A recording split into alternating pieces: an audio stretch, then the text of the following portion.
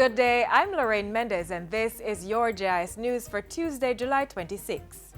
Prime Minister Andrew Holness says his administration remains committed to compulsory education for Jamaicans ages 3 to 18 years. It is a little bit more advanced in saying that everyone must be in school, but it is saying that everyone should, first of all, be known to the state, registered in an officially recognized educational institution, meet a certain standard of educational attainment, and have exposure to a well-rounded curriculum. The Prime Minister was speaking on Monday during the opening ceremony of the Jamaica National Foundation's two-day I Lead School Leadership Summit. It was held at the Jamaica Pegasus Hotel. While weighing in on the no tuition policy, he reminded the audience that the state had doubled the education budget for the 2016-2017 financial year. 6 micro, small and medium-sized enterprises are now benefiting from a $14.2 million project to improve their capacity, productivity and competitiveness. It's being implemented by the Heart Trust NTA and the beneficiaries are ProSource, Jamaica Transport Services, Synergy International, Honeyvera, Fraser's Ceramics and EcoFarms Environmed. Increase access to capital, promote and facilitate the formalization of businesses, and facilitate the establishment and sustainability of new startups. That is what we are launching today. Each beneficiary can access up to $3 million to acquire equipment, technologies, capacity building services and technical assistance under the General MSME Support Program. Jamaicans are being encouraged to tap into the myriad of benefits available in the logistics industry. Executive in residence at the Mona School of Business and Management, James Moss Solomon, says small, medium and large Jamaican businesses stand to grow exponentially.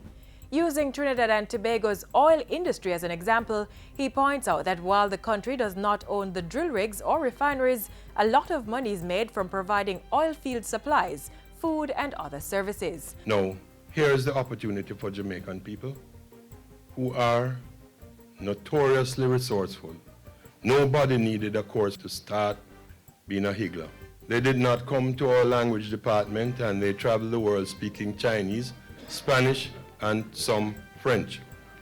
And I'm saying the purpose of this is to try to unleash the potential of the logistics hub to the ordinary Jamaican. Mr. Moss Solomon was speaking at a logistics hub symposium held on the weekend. Meanwhile, the Mona School of Business and Management will be offering a Master of Science program in Logistics and Supply Chain Management starting September 2017. It's one of 5 new master's programs that will be in the new look of our Mona School of Business and Management, where we are trying to transform the Mona School into something that is very, very relevant for Jamaica. The school will also be reducing the time for its MBA program from 18 to 12 months. And finally, Tourism Minister Edmund Bartlett has set 2018 as the start date for a hospitality school to train sous chefs, as well as supervisory and management level workers in the hospitality industry. Minister Bartlett says Jamaica's craft makers will also be targeted with the building of the island's first school for artisans. The school, which will be set up in Ocho Rios, is to be named the Institute of Development for the Artisans of Jamaica. To not only learn more, expand their range of critical thinking and creative output, but also to give them a chance to earn while they produce and to market their wares in an atmosphere that is conducive to proper merchandising. The program will start in Trelawney, which already has a physical infrastructure. Minister Bartlett was speaking recently at a staff awards ceremony at Bahia Principe Hotel. And that's it for JIS News today. I'm Lorraine Mendez. Thank you for watching.